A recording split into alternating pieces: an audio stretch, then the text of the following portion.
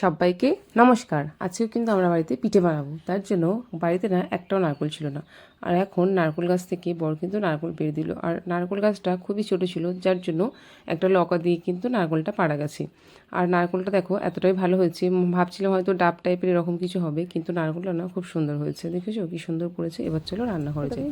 আর আজকে বানাবো এই গুড় আলু আর মুগ ডাল দিয়ে কিন্তু পিঠে। এই পিঠেটা কিন্তু আমাদের বাড়িতে প্রত্যেক বছর এক দুবারই হয়, আর এবছর একবারও হয়নি, তো আজকে প্রথম হবে। আর এখানে মুগের ডালগুলোকে ভিজিয়ে দিয়েছি, মানে গ্যাসের ওপর বসিয়ে দিয়েছি।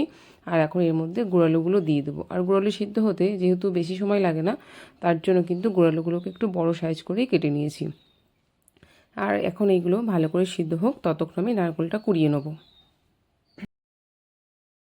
আর এখানে অনেকটা পরিমাণে ডাল দিয়েছি, কারণ এই ডাল আর যে আলুটা সিদ্ধ হবে এই দিয়ে কিন্তু চালের গুঁড়িটি মাখা হবে। আর তার সাথে কিন্তু কোনো জল দেবো না। আর এখন ডালটা ভালো মতো সিদ্ধ হয়ে গেছে, এখন মধ্যে দিয়ে দিলাম জিরে গুঁড়ো। আর তার আগে না একটু আদা বাটা দিয়েছিলাম, যেটা তোমাদেরকে দেখানো হয়নি। এর মধ্যে জিরে গুঁড়ো দিয়েছি আর পরিমাণ মতো লবণ দিয়েছি। লবণ কিন্তু আর পরে অ্যাড করব না।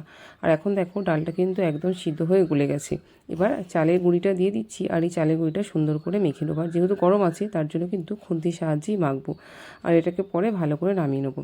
আর এখন দেখো যে গুড়টা দিয়ে মানে নারকেলটাকেও ভালো করে মেখে নেবো। আর খুব বেশি পাক করব না, যেরকম নাড়ু বানাই সেরকম করব না, তার থেকে একটু কম পাক করব। আর এখন নারকেলটাও কিন্তু ভালো মতো করে আমার মাখা হয়ে গেছে, যেটা আমি পুর দেবো পিঠের মধ্যে। আর এবার চলো পিঠেগুলো সুন্দর করে বানিয়ে নিই। আর এই পিঠেগুলো সুন্দর করে বানিয়ে নিয়েছি। আর এটা এতটাই ভালো করে বানাতে হয় যেন মুখগুলো খুব ভালো সিল থাকে, কারণ যখন তেলের মধ্যে দেওয়া হবে তাহলে কিন্তু ফেটে গেলে ওর মধ্যে তেল ঢুকে যাবে। তার জন্য পিঠেগুলো যখন শিল করা হবে তখন কিন্তু সুন্দর করে শিলটা করতে হবে। আর এখন পিঠেগুলো এক এক করে ছেড়ে দিচ্ছে। আর পিঠেগুলো ভাজতে খুব বেশি সময় লাগবে না। আর পিঠেগুলো একটু হাই আর মিডিয়াম ফ্লেম করে ভাজতে হবে, তাহলে ওপরটা ভাজা হয়ে যাবে, ভিতরটা কিন্তু নরম থেকে যাবে। আর দেখো পিঠেগুলো আমার কতটা সুন্দর কালার এসেছে একদম, দেখো।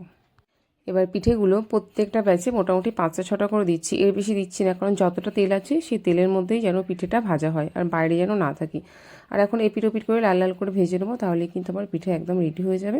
আর আজকের আমার ভিডিওটা এখানেই। আমার ভিডিও যদি তোমাদের ভালো লাগে please do like, comment, share and subscribe. আর তোমাদের সাথে অন্য কোনো নতুন ভিডিওর সাথে দেখা হয়েছে। এবার দেখো একটা পিঠে ভেঙে দেখা হয় পিঠেটা কতটা রসালো হয়েছে।